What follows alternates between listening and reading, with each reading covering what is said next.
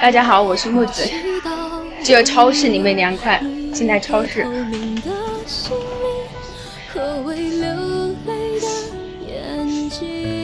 这也感觉没什么好买的，就是只想在这里面蹭一下空调。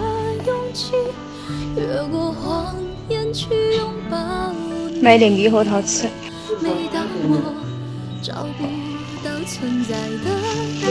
猕猴桃。好，谢谢啊。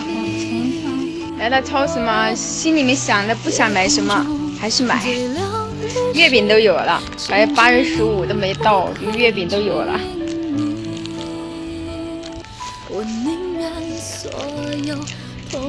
要来几个吧，哈密瓜味的。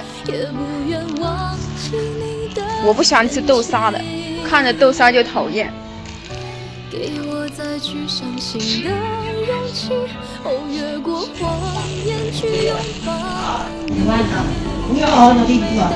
我感觉我好久都没喝奶茶了，我去那边去买一杯冰的奶茶喝。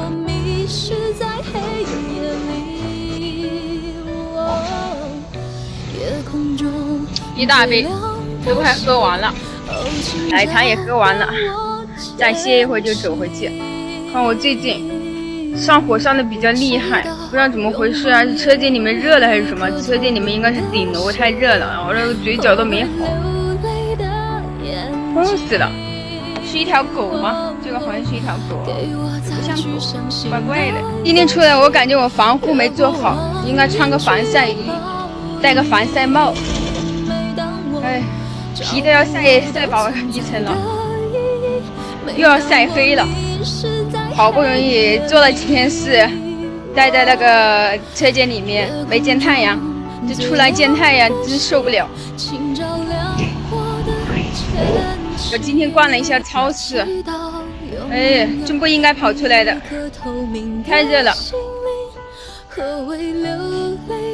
大家休息的时候都是怎么度过的呀？是不是吃喝玩乐呀？